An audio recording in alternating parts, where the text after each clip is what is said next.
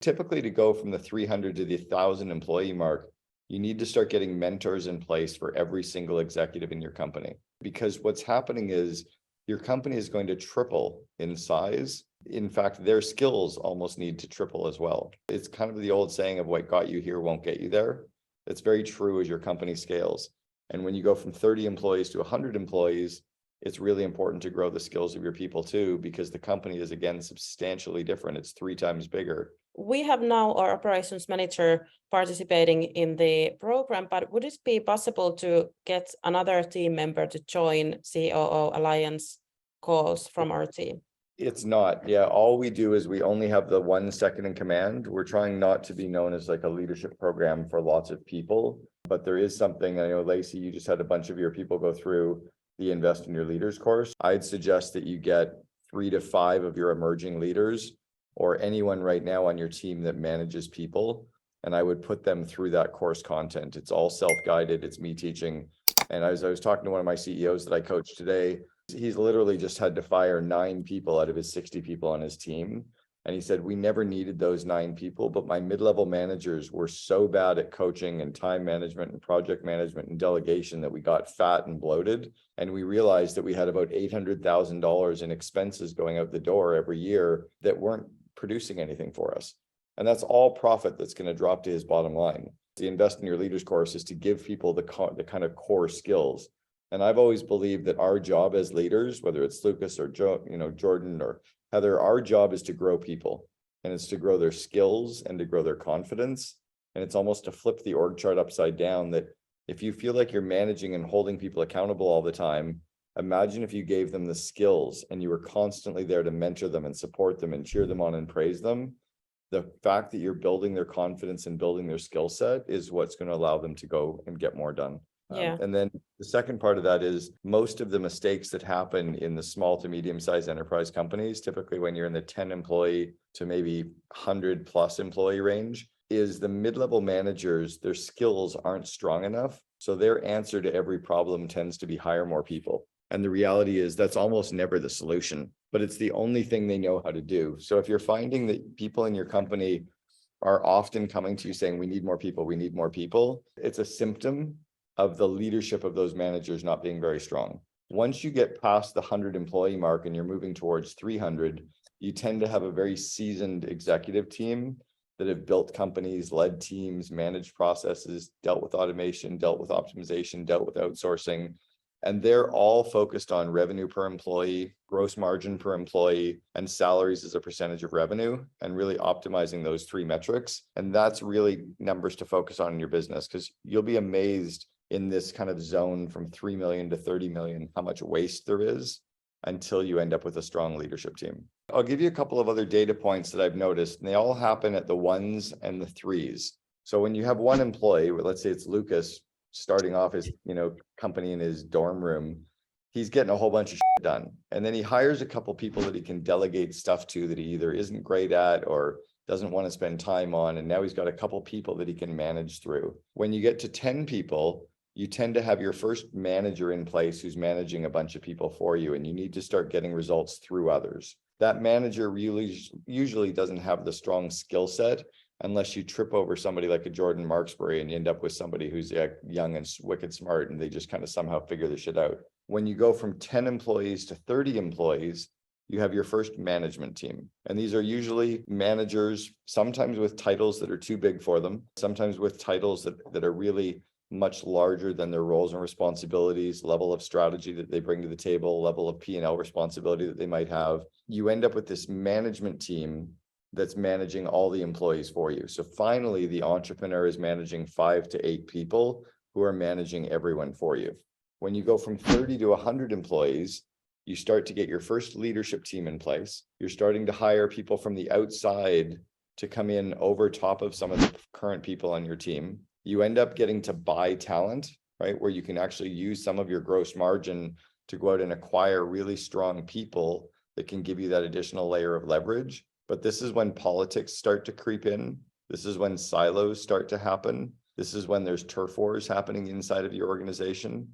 This is when you have really a key to grow the leadership team across the whole second layer. So usually your leadership team is good, but now it's all about growing the director and management layer, right? On giving them the strong skill set. When you go from the 300 employees to the 1,000 employee mark, you've turned into a corporation. And at that point, all bets are off and you're really off and running usually.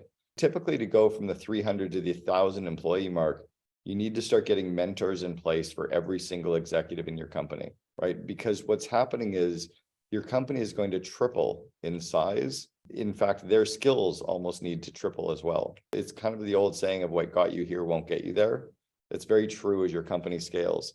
And when you go from 30 employees to 100 employees, it's really important to grow the skills of your people too, because the company is, again, substantially different. It's 3 times bigger at that 100 million mark. I've also noticed that most mid-level managers can never go through more than 2 doubles in the size of the company before the company starts to get too hard for them. So if your company is 5 million in revenue, when you get to 10 million, it's really different. When you get to 20 million, it's 4 times bigger than it used to be. And they're probably not going to be able to run the company as a $40 million company, which is now 8 times bigger than it was after just 3 doubles. So this is the kind of thing to be thinking about as you scale up the company, is how do you actually acquire people? How do you get those people aligned in the organization? And how do you bring them into your company? I like doing what I call hiring ahead of the curve. I literally like buying talent. There's an old saying that there's not a single problem that exists that a check can't solve. Well, I think when you actually bring in true seasoned leaders that really fit the company culture and DNA that you've got, there's not a single problem that exists anymore, because those people will solve them for you. Anybody dealing with anything around the recession right now? Is anybody feeling an impact of this coming, or is anybody doing any cost cutting or keeping their eye on these numbers? Any thoughts around that? We definitely have not hit our sales goals like I've wanted to. I think it's because the money hasn't been pumping into the government like it was the last year. That's basically who a lot of our customers are: school districts, daycares who get grants. So trying to really focus in on our sales using HubSpot, automated sequences and stuff, but still honing in on that skill is very difficult. I definitely feel like we're feeling the pendulum come back a little bit in terms of the power is swinging back to the employer a little bit more. A year ago to the last 3 years, the power was all in the hands of the employees, and they were all coming in saying like, I need more money. I want more money. I only want to work 4-day weeks. And we were all scared to death because we couldn't find employees anywhere. I think we've been fairly fortunate with the timing of a lot of the tech layoffs right now that has at least kind of leveled the playing field out. Any thoughts around compensation or anybody struggling with that at all? We've bumped our compensation considerably, Cameron, just to keep pace with the times, if you will. But I would say that in the last 2 to 3 months, we've seen a definite swing of the pendulum. And I can show you data on the number of applicants we get per role, et cetera, that really shows things have shifted. Yeah, you can definitely feel it for sure. I think we really do need to make sure that we actually understand the comp of our kind of competitive landscape as well, and who we're actually competing with. I'm going to share something with you that's Maslow's hierarchy of needs. So what I try to look at across every company is, how are we mapping everything that we give our employees against these 5 layers of Maslow's hierarchy of needs? And the first layer is the physiological needs of food, water, warmth, and rest. That's really base salary, right? That's how much are you paying people? And one of the things that I've noticed over the years is that employees hate annual bonuses. We think we love them, but the reason that they hate them is they're only happy about the annual bonus for the 2-week period, right? When they're getting it in the week or so after. But the other 50 weeks of the year, they feel like they're underpaid. And it's almost like if you took that annual bonus and spread it out over the year, because here's why. Kevin, if you need to go buy something, you just go buy it. Nick, whenever you want a new car, you go buy a new car. Well, you want to go on a vacation, you go on a vacation. Marianne is just like, yeah, go do that whenever I want to. But employees don't have that luxury. A lot of employees are still trying to figure out, can they allow their daughter to go to that class trip? How are they going to pay for the gymnastics program? How do they pay for the tutor to help their kid in school? It's often because we either don't have the base pay set correctly, or we're kind of working bonuses around things that they don't have a lot of control over in the first place. So bonuses can become more of a demotivator than a motivator often. I know for myself, and I could tell you, I'll give a great example for Lacey. Lacey, you can tell me if I'm right or wrong here. I don't think a bonus would ever motivate you any more than you're already motivated. It's true. You just show up in the morning kicking ass. You leave at the end of the day having kicked ass. You're thrilled that you kicked ass and got to do it. And whether there's a bonus or not doesn't make a effing difference. That's very true of all A players. A players just want to be paid really fairly, which means at the 80th percentile of the bell curve. So look to pay them more than you can get away with. My wife just hired a contractor who's based in the Philippines, and this woman wanted $6 an hour. And my wife said, I can't pay you $6 an hour. I'm only going to do it if I can pay you $8. And she's like, what? That 30% more makes the world of difference for this employee. For my wife, it's a rounding error, but the loyalty that buys, because now she knows that she's got this taken care of, is really powerful. Well, the next layer is safety and security. And the safety and security that comes in at work is making sure that employees know that their jobs are safe, right? That their career is okay, because all they ever hear from us, and I can tell you, for Kevin, as nice as you are, and Nick, as well as nice a human you are, I'll bet you that 9 times out of 10, you're giving people more to do, raising the goals, showing them something that's broken, frustrated that something isn't done on time. And you're probably like, yeah, they know I love them. How often do you tell your wife you love her? Once every 3 or 4 months? We just had our 24th the other day, and I try to do it more than every few months, Cameron. You're doing it every day, right? Bingo. Yeah, because if you don't do the deposits every single day, and sometimes multiple times a day, then when you have that random fight or random frustration, it destroys the fabric of the. But we often, as leaders, never praise our employees anywhere close to enough. Mhm. It's the whole shit sandwich of praising them twice as often as we give them shit, but it's also thanking them and showing gratitude and celebrating for all the things that we're getting done twice as often as we give them new projects. So when we give 3 new projects, we need to celebrate 6 things that just got completed. When we tell people 3 things that are broken, we need to tell other people or those people 6 things that are going well. We constantly as CEOs need to be the chief energizing officer and stir the Kool-Aid. And then we constantly need to be filling up the praise. And that literally takes care of this safety and security layer, which is really critical. By the way, when people are working over Zoom, when they're working remotely, they don't see or feel the love anywhere near enough. In the days when they were all coming into an office, it was easier because you could pat them on the back, you can high five, you can go for a coffee. But I'll tell you, if you're not having a lot of interactions with your employees, with sending them video messages, sending them Loom videos, saying thank you, celebrating in the Slack, shout outs at team meetings, whatever, they don't feel safe in their role, which shakes the foundation of the rest of the house for them. The intimate relationships and friendships is being destroyed right now with the whole remote works as well. And we need to make sure that people like each other, have time to hang out together. You need to create opportunities for the employees to have fun together, to connect with each other, to build relationships with each other. So one of the things we used to do at 1-800-GOT-JUNK, we would get all of our employees to write their bucket list and share with us a list of close to 101 things that they wanted to do or try or learn.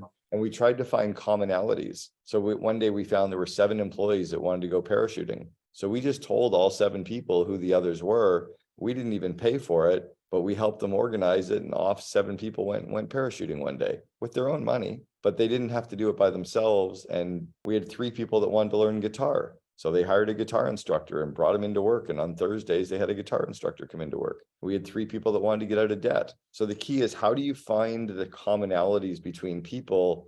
And it doesn't have to be in the same business area. I think we often think that, well, everybody in marketing knows each other. Yeah, I know, but the 3 people that play guitar in IT, finance, and operations, that's the 3 people we need to connect. But if they don't get to know who the others are, they miss that opportunity to have those.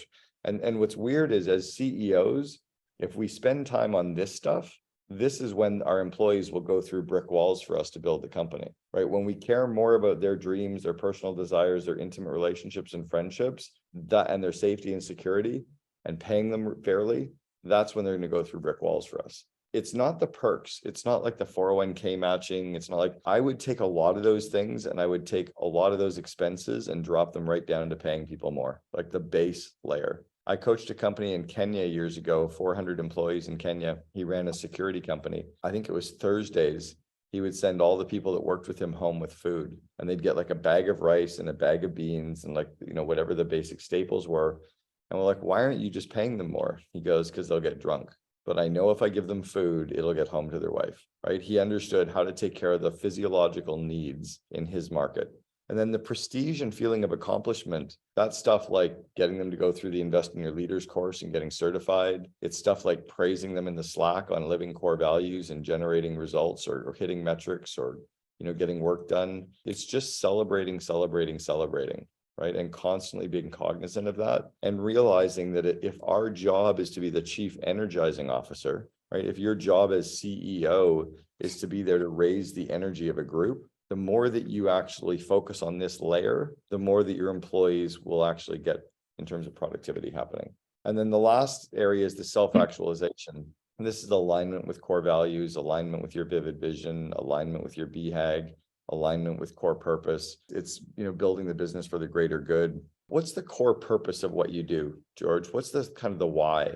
So we just rolled out our vivid vision, helping others make a better life. For our employees, it's just giving them a foundation where they could come make themselves better personally, professionally, and economically. For our clients or guests, it's about giving them an experience in shopping for jewelry that wows them. So when somebody asks you what you do, say you're in the business of making people better using jewelry. Well, what they're going to say to that is, how do you do that? What I like to answer when somebody asks me what I do, I follow Simon Sinek's golden circles of the why, the how, and the what. So when someone asks me what I do, I say I help entrepreneurs make their dreams happen. And they always say, how do you do that? And with my coaching programs, my mastermind group that I run, all the books that I've written, my podcast, speaking events. Oh, well, what books have you written? They literally go from my why to my how and my what. What's your mastermind program? What's your speaking about? So instead of me pitching them on what I do, I answer their what do you do with my why, which leads them into my how, which leads them into my what. Simon Sinek, by the way, used to own a marketing agency. He used to sleep on my couch 5 years before he did his book Start With Why and did his famous TEDx talk. He was on our board of advisors at 1-800-GOT-JUNK. He would fly out from New York for board meetings. He ran a 5-person marketing agency in New York. He understood how to connect with people based on that core purpose, their core need. Any questions on the market, economy, employees, culture, operations, execution, growth? We're in our 6th year of business. We've gone from $1 million in sales to 8 million. A lot of the team that we assembled, I would say, some of us were knowledgeable of our industry, others were not. We were scrappy to some degree. I struggle with trying to, figure out how to strike this balance of lifting people up, giving them the tools to grow versus bringing in people who are more seasoned, who are more experienced in our business. Trying to figure out what that balance looks like as far as, making sure that the people who are here from day one continue to get elevated, but also improve their skills versus, hitting another great stride by bringing in people who are, seasoned, who have been through, the bigger organization, things like that. So a couple parts. If you bring in people from the outside, make sure that you don't bring them in just because they've worked for a big company. You want to bring people in who have built a company from your size to a bigger size. Don't get enamored with the fact that they've worked for big brands, because that often means very, very different cultures than what you're used to. My wife, when she was at Salesforce and then ran Salesforce engineering teams for inside of Ticketmaster, probably spent 30% of her day managing company politics. You just don't want anything like that in an entrepreneurial organization. Be careful with that thought process that sometimes bigger is always better. I've always had an adage that when you have doubt, you have no doubt. When your gut's telling you that somebody just isn't going to make it work anymore, they're not. It's time to make the cut. Maybe there's another role for them in the company, but the reality is the government's always hiring. Post office is always hiring. They'll be okay. People are going to get absorbed into the workforce. Are any of these employees that you're thinking about or worried about, are any of them, 15-year employees with the company? Panda's only been in existence for 6 years, so no. Okay. Are any of them kind of the 5-6-year employees? Not at the upper management, no. What's your gut saying? Why is it that you're wondering? Is it just their performance? Is it culture? Is it culture fit or is it performance? It's not cultural. I feel like the biggest challenge that I deal with, with some of the people who are in senior positions I spend most of my time educating them and helping them understand the business versus having that intuition about how things are supposed to be and how they should go. And, I know that there's other folks out there who have been in the business longer, who I know that I could, spend less time with, and they would easily be able to hit the ground running and be very effective for us. Have you written a vivid vision for your company yet? No. Okay. I'm going to put a tool in the chat right now. Read it later, but this is a description of what my company looks like, acts like, and feels like 3 years from now, which when you read this 5-page description of my company's future, it becomes very, very clear on why we're doing what we're doing, the direction we're going in, what all the different business areas look like. And it allows employees to make decisions based on the same level of intuition that I have, because they can all see the same movie that I can see. Who here has seen the movie The Sound of Music? Almost all of us. Okay. So there's a very famous scene in the movie where they're having a picnic. Now, if I asked you, Kevin, to recreate that picnic scene, you would know where the picnic is, correct? Do you remember the picnic scene? It's been years since I've seen the movie, so I have seen it, but I don't recollect it very well. Okay, but Marianne, you've never seen the picnic scene, right? So Marianne, do you think the picnic is held at a lake, in the mountains, or at a park? Maybe at the park. At the park, okay. Kevin, was it at the lake or the mountains or the park? It was in the mountains. In the mountains, okay. Were the kids, and that's correct, it was in the mountains. And Marianne, you're not supposed to know the answers, so it's going to be kind of fun. Marianne, where did they get the food? Do they bring it in a basket? Do they buy it at a little hut that's selling food, or do they get it at the grocery store? From the grocery store. Kevin, where do they get the food? We brought it in a basket. They brought it in a basket. Kevin has seen the movie.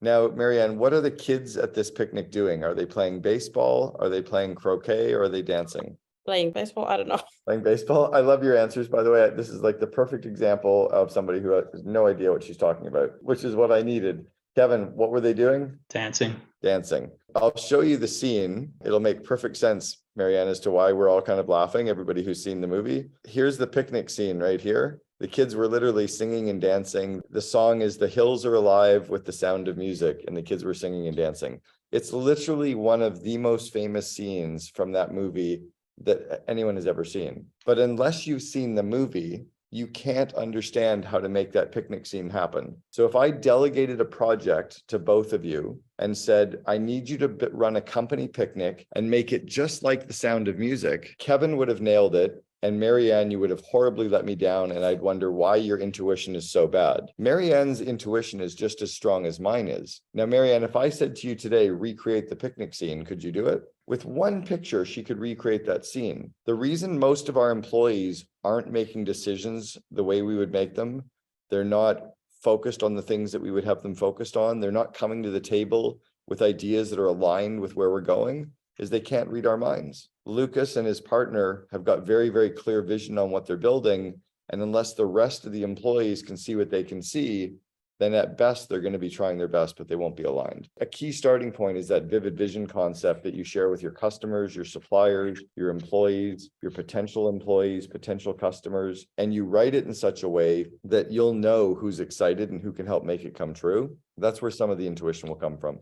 Jeff Searle pushed me really hard in the end of last year, and I did write a vivid vision for Germ Free. I'm actually really pleased with how it came out and such. How have you seen people launch them into companies? I mean, we announced it in an all company, and then I sent out an email with a long explanation. And I feel like the usual suspects kind of went, "Oh yeah, this is freaking great," and then the rest of it was kind of a thud. So I just love your opinion there. Okay, and when did you launch it? January 16th. Okay. How many times have you asked the employees or the leadership team to reread the vivid vision since that date? The leadership team rereads parts of the vivid vision every week in our leadership team meeting. Awesome. The leadership team, though, that's 10 out of 190 people. Yep. And the rest I haven't asked one time, if I'm honest with you. Okay, that's why it hit with a thud. So you need to be obsessed with the vivid vision to the point that employees start making fun of you. It's like, oh, he's going to talk about the vivid vision. Like, here we go. And you're going to be like, you'll say something and they'll start repeating it for you. Like they'll actually be able to finish the sentences. Only when your employees are making fun of you has your idea started to stick. So the ideal way to roll out a vivid vision is this way. First off is you get your entire leadership team to read it with you, ideally in person.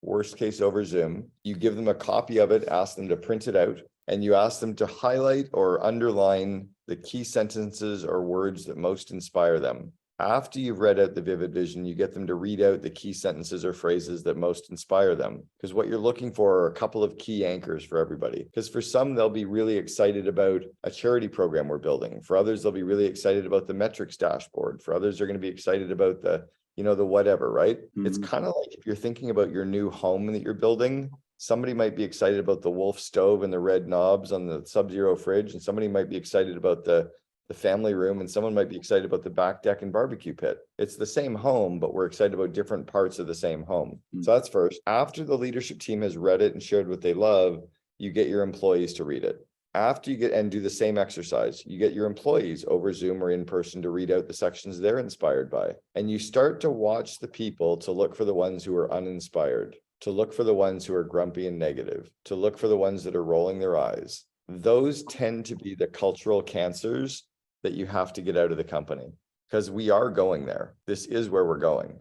And if you're not willing to be excited about it, then I'll bring in somebody who is. So I had a CEO client of mine years ago in Vancouver, Canada, rolled out the Vivid Vision to his whole company. He was offsite. We were at a curling club. I was actually at the session with him, and he read the whole Vivid Vision out. They all had copies in front of them. And when he was finished, he said, about 15% of you hate what you just heard. About 15% of you have no desire to be with a company that looks like this. This was like a Tuesday morning. He said, I'm willing to pay any of you who quit.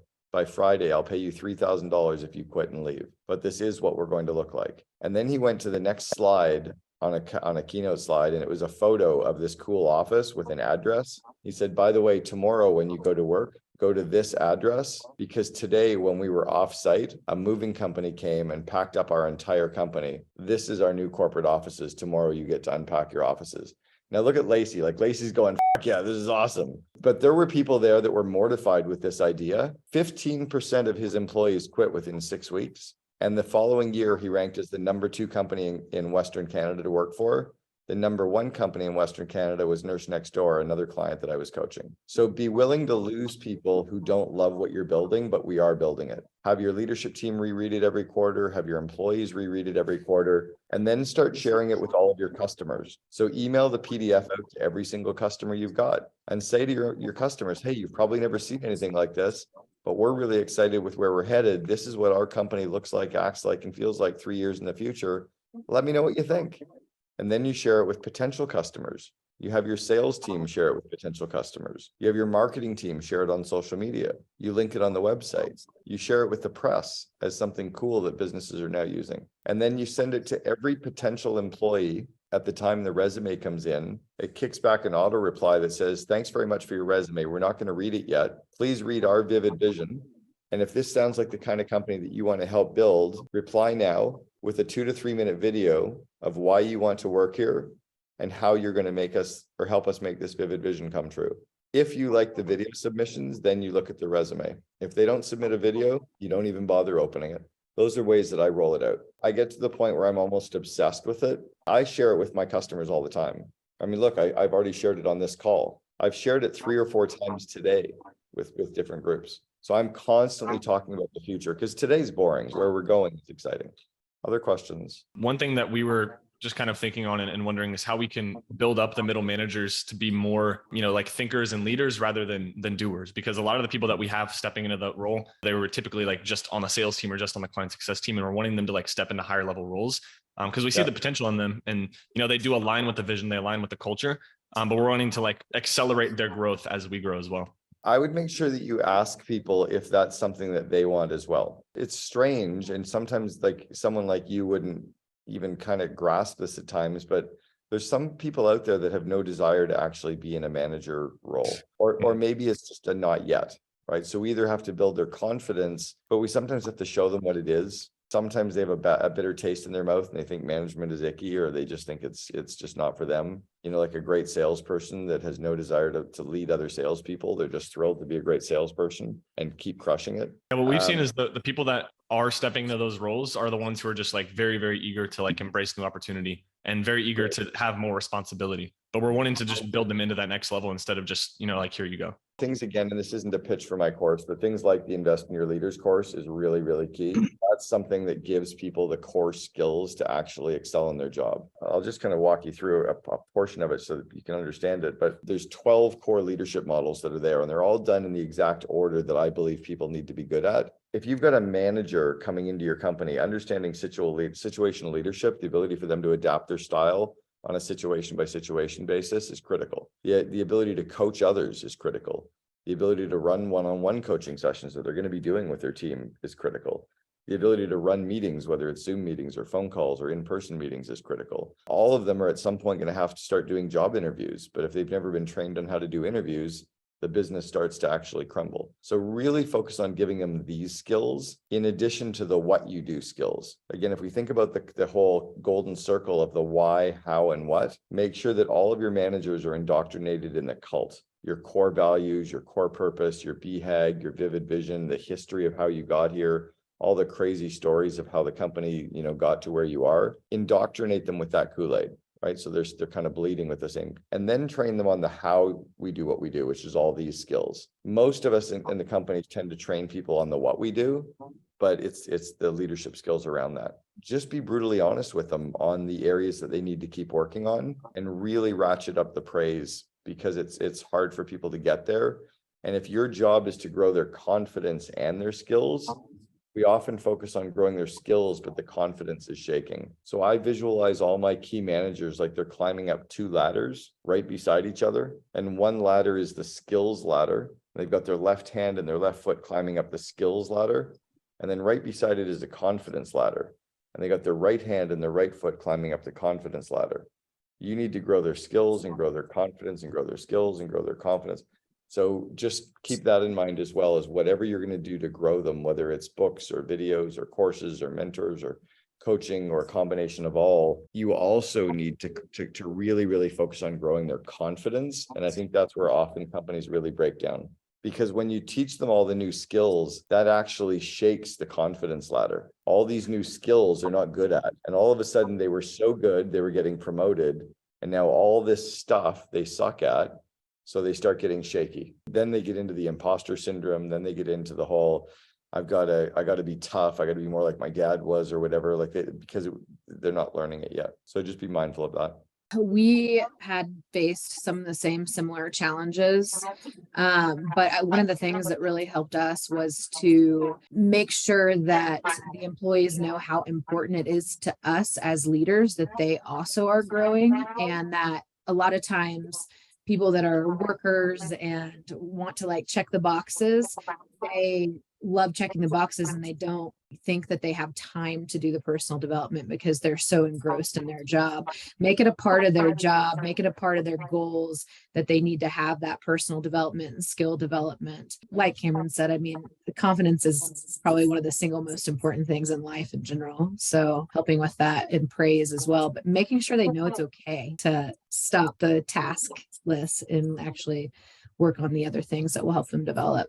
You know what else is really powerful along with that as well, is when we're growing our people, is to remind them that if they were so broken, we would be getting rid of them. The only reason we're investing in them, the only reason we're trying to grow them, the only reason we're giving them this skill development is because we believe in them. The best athletes in the world have coaches. The best athletes in the world are kind of working on their strengths, right?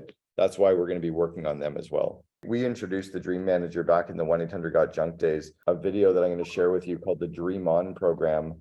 And this is a video that one of my former coaching clients created, and he shared it with me, and I now share it all over the world. But the idea of the Dream On program is, if you care more about your employees' personal dreams and goals, they're going to care about you and your company. The idea with the Dream Manager is getting your employees to commit to what their goals are, what their insecurities are, what their vision, where they want to be in their life. And then for you to find a way to actually try to help them and try to grow them. And it's tough to do that, but I'm going to share what John did in his company. John took the idea of the Children's Wish Foundation and merged it with his company's employees' goals. And he found a way to grant wishes inside of his company the employees would never be able to do on their own. And over the course of 3 years, he funded $420,000 worth of wishes for his employees. He was about 15 to 20 million in revenue when he started doing it. I introduced him to an M&A firm that helped him sell his company, and he sold the company for 107 million. So that 420,000 that he spent was a rounding error compared to what his exit was. That 420,000 was spent over 3 years. So it was only 120,000 a year, or 140,000 a year for 3 years. It's such a small amount of money when you consider how many employees he was spreading that over. But when you as leaders care more about your employees' personal dreams and desires and insecurities and fears than you do about the company, they'll start to care about the company more than they've ever cared before. And it's so counterintuitive. But like George, it's you really understanding your managers. It's you really understanding your frontline staff, like, and not just their birthday and their cat's name, but like who they are. How are their kids doing in school? How's their relationship with their spouse? How's their relationship with their parents? I told one of my employees one time, her name was Jackie Logan, we had a vacation policy of 5 weeks paid vacation. It was use it or lose it. So at the end of the 12-month period, if you hadn't used all 5 weeks, you lost it. We wanted people to take every one of those 25 days off, and that was on top of the government holidays. It was kind of, I think it was September, and Jackie had 17 days of vacation that she hadn't taken yet. That was already accrued. Plus she was going to be earning like another 7 days in the last 3 months of the year. So I pulled Jackie aside and I said, if you don't have every one of those 25 days vacation taken by December 31st, you're fired. And I'm not fucking kidding, because there's no way you can lead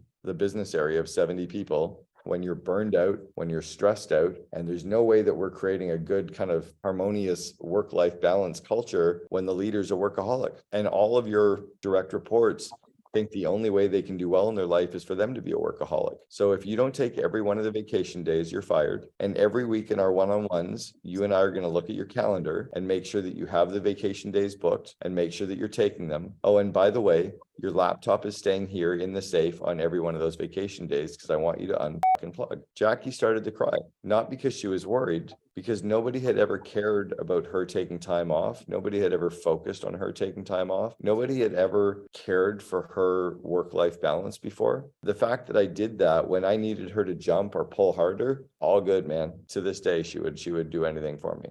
That's not holding people accountable. That's not managing people. That's not working in the business. But that's the stuff that supercharges your organization. When you find yourself in a situation where there's more tasks than the team could currently handle, and you feel the need for more manpower, more hours. It's not that I'm a workaholic, but I'm not gonna, if it needs to get done, it needs to get done. Yeah. And at the same time, you want to implement the 5 weeks of vacation. You're fighting yourself. Because yes, I want to give the team everything they want and more, but what's going to guarantee the company that we're going to get the deliverables from the team? And I know they're going to feel great. They're going to love their job. I get it. But if somebody's not here to get the job done, how do we move forward? Take a look at the task inventory. So I'm doing it right now with my team. I've got all the members of my team pretending a movie camera followed them around Gary Vee style for an entire month. And then I have them writing down everything that they see themselves doing on film, opening emails, replying to emails, setting up meetings, whatever, all the list, 80 things. And I literally have them do it on a spreadsheet. In column A is a list of all the tasks that they do. In column B, they categorize the tasks in one of 4 ways. Either I for incompetent, meaning they suck at it. C for competent, meaning they're okay at it. E for excellent, meaning they're really, really good at it, but they don't necessarily love doing it. And U for unique ability, which is the stuff they're really, really good at and they love doing, right? They would do it for free. And then in column C, I have them put down an hourly rate. If we had a full-time employee who just did this task day in and day out all year long, what would we pay the hourly rate for that task? So once they do that activity inventory, once I know what everybody's doing, then I take a look and how do we get the stuff off their plate that they suck at or they're only okay at? Because sometimes you can get more done by having other people do it. So sometimes the work that's taking up all the time is because people suck at it or they don't get any energy from it. But if they're really, really good at it, they can knock it out super fast. I'll give you an example. I suck at writing.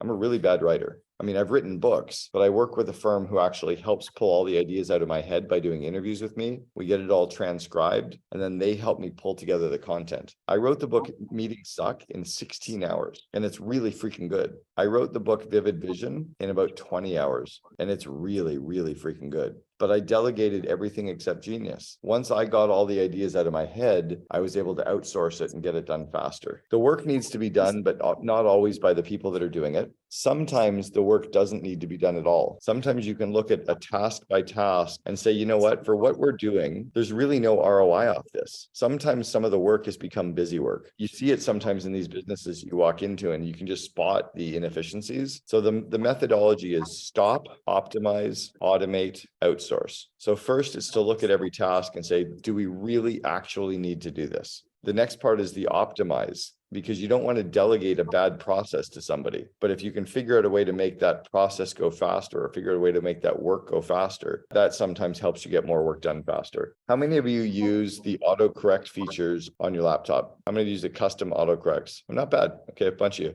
So I'm going to show you some of the custom autocorrects that I use just as an example. Here's a silly one, but like I'm always asked for my address. So I just type in ADDU and it autocorrects to my address. I'm always asked for my email addresses. So I put in BPOO, or I put in CCH, right? And it just drops in. But here's where I can go really crazy. And George, you've seen this happen before. You read this exact email. When someone asks me about coaching, I do this, CCING space, and it autocorrects, and that's my coaching email that goes out. When somebody asks about my speaking, I put the SPK, and that autocorrects. So the work needs to get done, but there can be automations for some of the work. The work can be optimized in a way. So unless we're looking at all of the tasks, or unless we have someone in our company looking at all the work people do, and finding out, are there better ways to do this? I would imagine, Jordan, in your business, you guys are using Zapier or something similar to integrate and to automate stuff constantly, right? Oh yeah, we use Zapier for everything.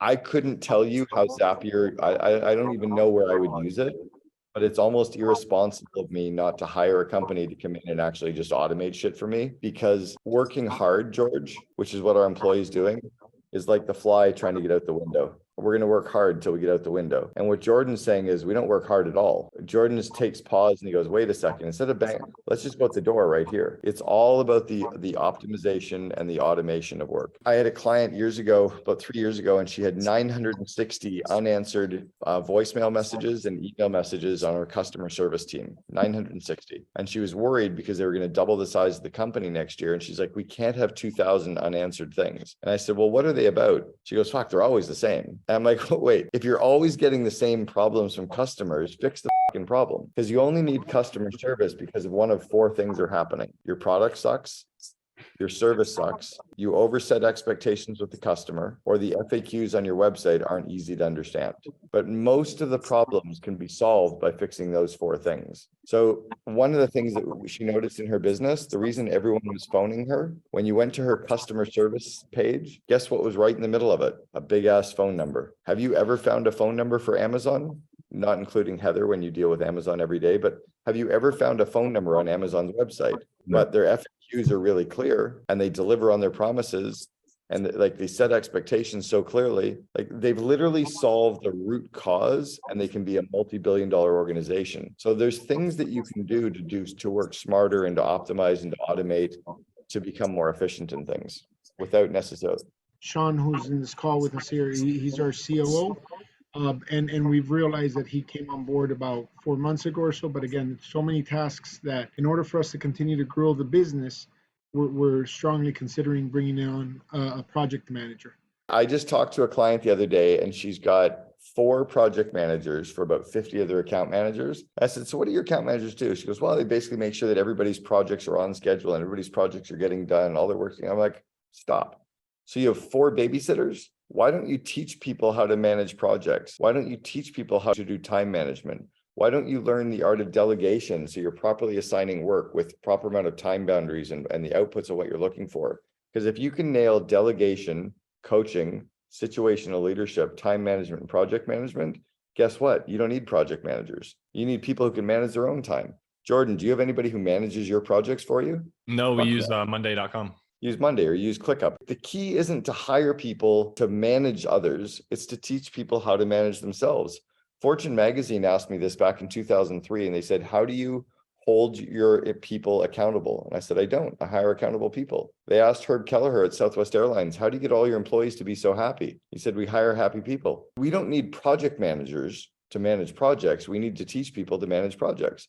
And if they can't, we need to replace them with people who can. But if I take 10 hours of their week to coach them and teach them, that's 10 hours that they're not getting projects done. So we have to invest time into teaching them and developing them, and then they will become efficient enough. But in the meantime, we got 80 projects that we got to get done. Microsoft, and one of their products is Microsoft Project. What software program do you think Microsoft allows their employees to use to manage projects? And I'll give you a clue. It's not Microsoft Project. I was going to say, I'd figure it'd be Microsoft Project. Probably They only allow Excel.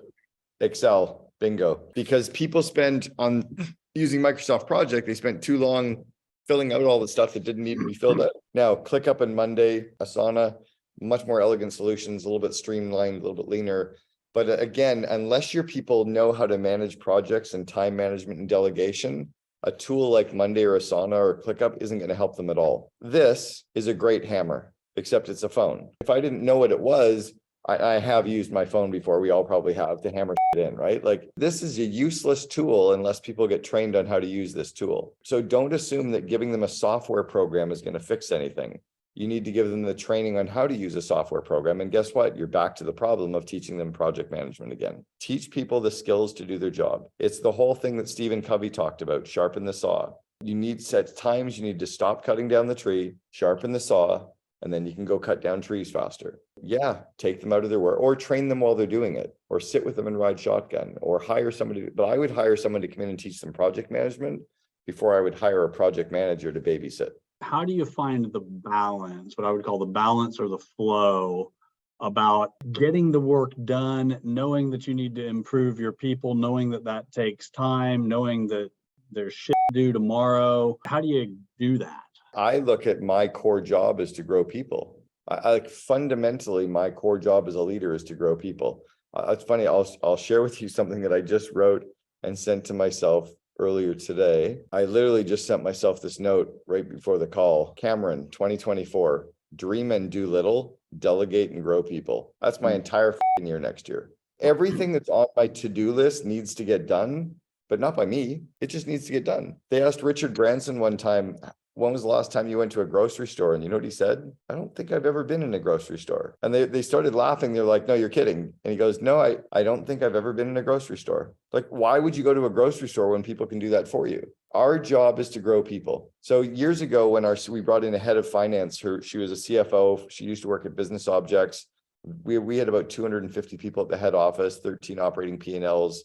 We were about $100 million company at the time. And Trish came in as our CFO. And I went to meet with her to work through the budget. We were working through our annual budget. And she introduces me to this woman, Elaine. She goes, oh, Elaine's going to be running budgeting. She's just going to sit on the meeting. She probably won't even say anything. She's not going to ask any questions. I'm like, okay. We have our budgeting meeting for like an hour. A week later, I come back into the meeting. Trish is there. Elaine's there. And Trish goes, oh, Elaine's probably going to ask a couple of questions, but she's not going to say much. I'm like, yeah, that's cool. Third week later, I come in. Trish goes, yeah, Elaine's here. She's probably going to ask a lot of questions. She's probably going to say a bunch of stuff today. I'm like, yeah, cool. Fourth week, I come in. Elaine's sitting there. I'm like, where's Trish? She goes, she's not here. I run budgeting now. Trish didn't take any more time out of her day. She made Elaine ride shotgun with her. So Trish wasn't training. Trish was still running the meeting with her, but that's how Elaine got to. So you can train people by CCing them on emails, by letting them listen in on phone calls, by riding shotgun, by sitting in the back of meetings. Like you can train people while you do what you do or while others are doing what they're doing. But the key is we have to grow their capacity and their confidence. One thing you'll notice though is when it gets hard is when they can't get there, when they're not willing to grow or they're unable to grow or the company has grown past their skill set. That's when you have to bring in people from the outside. And that's kind of the advanced chess moves that you need to think about strategically is like, what are you going to say and how are you going to say it? And how are you going to let them down softly? Or how are they're going to get to work for somebody else now, which is going to be kind of cool because they get all this new skill development. Like however you need to spin it or position it. But at some point, people need to be told that the role just got too big for them, which is what happened to me at 1-800-GOT-JUNK, right? I took them from 14 employees to 3,100 employees in 6 years. Thursday morning at 7 a.m, my best friend, Brian, the CEO, sat me down. Our leadership team meeting was starting at 8, 7 a.m. He and I are having breakfast and he turns to me and he goes, I think we're done. And I'm like, what do you mean? He goes, you were the right guy to get us to 100 million, but I don't think you're the guy to get us to $1 billion. I think it's time we end it. So I broke down crying. He broke down crying. He made me take a taxi home because there's no way I could drive a car. But I was the 6th of 6 leadership team members to get replaced. All 5 that I worked with over the 2 years prior finally got replaced, because when you're running a company at 2 million and then you go to 6, and then you go to 16, and then you go to 32, and you go to 64, it's just different, man. Did you know that you weren't the right guy? Absolutely. I knew for a full year. It was hard. They took a year after I was gone to replace me. They brought the former president of Starbucks US to come in to replace me, Lonnie Skinner. Lonnie came in and she said, what a cute little company. And I was going, it's big.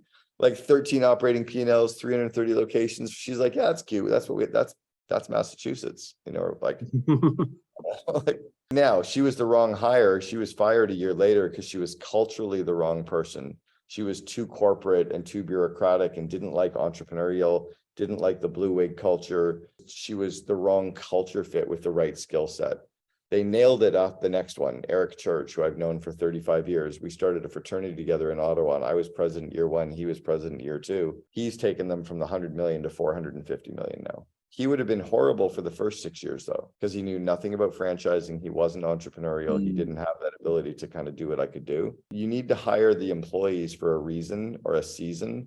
It's rarely for a lifetime. By the way, I heard something the other day that really intrigued me, but years ago, people used to say that employees don't quit companies, they quit bosses, they quit managers. That's not necessarily true anymore. Gen Y and Gen Z, so Gen Z are currently kind of the 19 to 26-year-olds, 27-year-olds at work. And then Gen Y is they're like the 27 to 42 or 43-year-olds currently. They're only going to stay with your company, especially the second half of Gen Y, like the 35s and youngers, 30-year-olds and youngers, 32 and younger, are only going to stay with the company for between 6 months and 2 years, partially because their parents are saying, don't stay with the company for 10 years. That's crazy. Go quit after a year and go work somebody else and go work somewhere, like ladder up, right? We're teaching them to do that. We're teaching Gen Y, oh, just go talk to the CEO, your boss, the VP, just go right into the CEO's office, go talk to Nick. He's just a guy. Nick had a this morning, just like I did. That's what parents are saying. So Gen Y isn't going to be loyal for more than 2 years, which means don't build your company thinking that they will be. Make sure that when you hire somebody, you're prepared to replace them in 6 months to 18 months because they're going to quit. It's just going to happen. It's what they do. No matter how strong your culture is, by the way. I've already told my kids, if they ever get jobs, to literally work somewhere for 6 months to a year and then quit and go work somewhere else that's really cool. Go for 6 months, like go work for 4 or 5 amazing culture companies and then just keep doing that. But this whole like work with a company forever nonsense is cray. Lacey, that doesn't apply to you.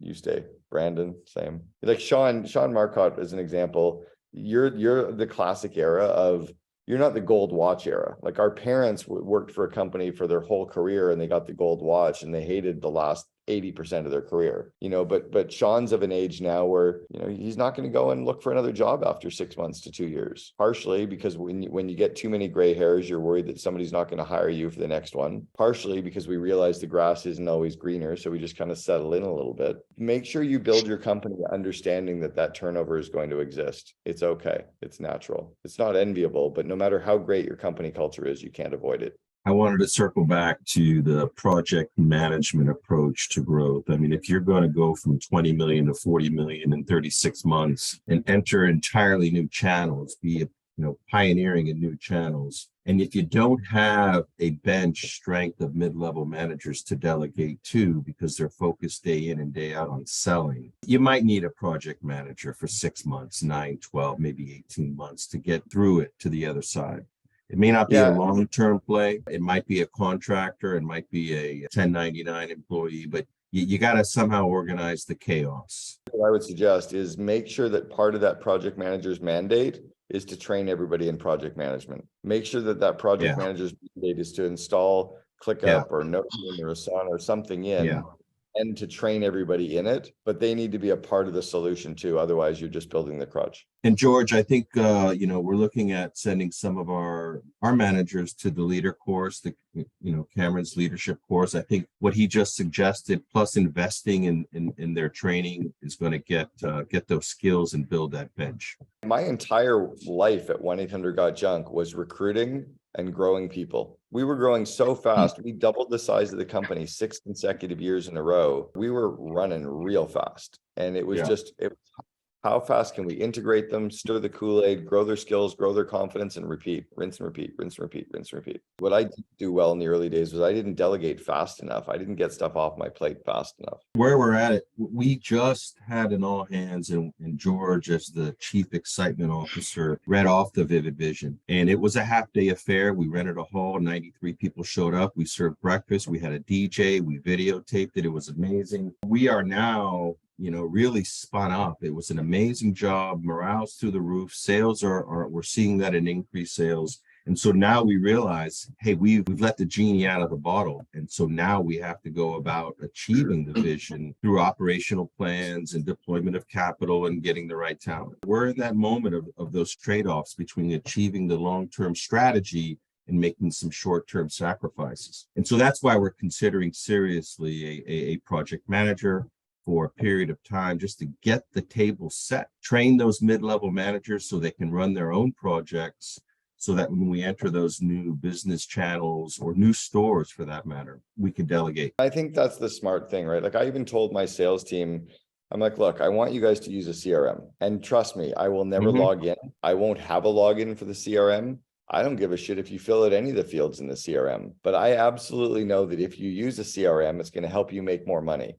And you told me you wanted to make this much money, so you guys figure out the tool you want, you guys run with it. But for me to manage people, I want to hire self-managing people and give them the tools, right? So I was just going to kind of give my experience to see if maybe it would help with the project manager side, because we went through this over the past 12 months where when we did the reverse engineering of our employment map, we originally had a bunch of project coordinators and managers in our hiring plans, and we just realized it wasn't sustainable from a financial side. So we knew our client experience, which like the account managers, were doing a lot of project work. So we did essentially the activity inventory, kind of looked at what are all the things they're doing and what are the things we want them doing. We want them focused on strategy for the clients, upselling, making sure they had the results. And the project coordination should just be a very small component. And that's why originally we were going to take all that extra project coordination and management and hire all these other people. But what we realized was we went through and streamlined all the processes. We realized there were a bunch of inefficiencies. We automated a lot of it. We ended up hiring a bunch of VAs for a fraction of the cost that were able to do all the most simple things that were bogging down our team that was in-house. And then we ended up hiring like 1 or 2 coordinators that could oversee the VAs as a side role, is basically taking on like certain project work that didn't fit into any other department or role. And so it became a lot more efficient that way. And then the second thing was we realized we didn't necessarily need the highest level project manager. Like when you think of project manager, everyone goes like the most skilled, the most whatever. We just needed somebody who had great attention to detail, could follow processes really well. And we actually hired more junior and just found the right core value fit person that we could train up. And she's been phenomenal. And our project coordination management has excelled since then. Quick question just around hiring like an executive assistant. We've been thinking about it for like the last 2-3 months, but we're just like not really sure if we're ready for it. I don't want to bring somebody on the team who's an executive assistant and not have enough to like delegate to them. So I was just wondering what your thoughts are around that, or like when we'd be ready for that. It's really about doing the activity inventory is one, right? Taking a look at all the stuff that's on your plate and then looking at the hourly rate with stuff, because often if we can delegate it to an EA, it's better than delegating it to a higher paid employee. If there's any way to really free up your time to work in your unique ability more, it's a powerful role. Brian was never sure at 1-800 Got Junk that he needed a full-time EA. I've had one for 25 years. So he and I decided to split one. And after 3 months of us splitting an EA, he realized he could now use a full-time EA. So maybe that's a way for you to go, is for 2 or 3 of you to hire an EA for all of you to delegate a bunch of stuff to. And then whoever is able to get more off their plate keeps them. Yeah, we were planning on hiring one just for our full executive team, like as of now. So myself, Lucas, Ozzy, and Matt to assist. Didn't want to bring somebody on the team, like you said, that's a little bit of a higher level paid employee, and then just not have enough high value tasks to delegate to them. I would look for all of the things that you can actually get off your plate and see if that's going to be powerful. It's usually that activity inventory. Actually, I was also thinking about it, and first I thought that it could be like part-time job, but the recruiter actually from this service, they said you should actually hire full-time, that it's better from the beginning, because if you hire part-time, they are probably some people who are having like other customers as well. And when you decide that you want them to be your full-time EAs, they are not able to deliver that. So I think that it would be better to get somebody full-time from the beginning because of that. And also, what I actually came up with was that they could help also with like lead generation, doing some outreach. I don't know if you do that, but from my socials, so it would be like also revenue making tasks. And if there's not like enough to do, that's like something that like somebody could do like all the time. So I think you would be able to fill their calendars. We actually found an executive assistant and she's been diligently following up for like 2 months. She worked for like the Syrian government for I think like 16 years. So she has a lot of experience as like an executive assistant. Obviously for the government, it's a little bit different. So we almost feel like she's like too qualified to help with some of those lower level tasks. My executive assistants, I've always said there's going to be a bunch of personal stuff that I'm going to need for you to do. They're completely fine with it. I think you also want to make sure that they're okay with doing any of the lower level stuff. So that just comes down to just saying, these are some of the tasks and just setting expectations right from the get-go. Quite a few of them don't have any issues with doing anything that they don't perceive anything as lower level, because what they realize is what they're really doing is they're helping to get stuff off your plate. And the more that they can get off your plate, that's huge for the whole company. You might find that lower level task thing is more of a mindset issue that you guys are struggling with more than something that they're struggling with themselves. And by the way, in my job posting, if you open it, you'll even see that about 5 or 6 sentences down, I use the F-bomb like right in my job posting. And I'm like, oops, there's my first F-bomb. And it's because it reads exactly as I am. So I'm okay with polarizing right from the get-go. Like awesome Phoenix exec with ADD seeks equally awesome, less ADD-ish executive assistant. Looking for personal assistants excited to help by enabling me more productive and relaxed. It's only going to happen one way. You have to be fucking sharp and think way outside of the box. There we go. My first F-bomb, if we got it out of the way. I had people reply to that job posting, say, I can't believe you swore in a job posting. Delete. Why would you ever swear in a job posting? That's horrible. Delete. And then I had somebody come back and they go, I fucking love that you swore in your job posting. Oh, cool. I wonder who you are. Because it's just like, I don't love that I swear, but if it's going to ever bother somebody and I need them to know I'm wickedly ADD and I'm bipolar and I'm all over the place, like clinically diagnosed. So I throw it on the table. And my assistant Meredith is unbelievable. She's in her 7th year with me right now. When she started with me, she wanted $15 an hour. I said, there's no way. I'm only going to do it if we can pay you 18 from day one. She's now $45 an hour. I give her 5 weeks paid vacation. I've sent her whole family of 5 on a cruise. I've told people this as well. If Meredith quits, I shut the fucking company down. I'm done. Like, I'm out. Peace out. Jordan, you guys also, though, are building a company that is pretty rapid and specialized and skilled. In many ways, you might just be able to continue delegating higher level projects to people and higher level tasks. And you may not need a true EA when you're doing things like, using Calendly and optimization and Zapier. And like, you might actually be better apt to be hiring some really solid people who can get shit done. That's kind of the mindset that we were thinking on as well, is like, we don't really know if an executive assistant full-time is really what we're needing. Because you might be able to then, if you've got a bunch of the minimum wage jobs or very lower, like $6 an hour, Philippines jobs, you might be able to have somebody who can just manage all that stuff for you, but it might not be an EA. It might be like a traffic light person, right? Who can handle stuff.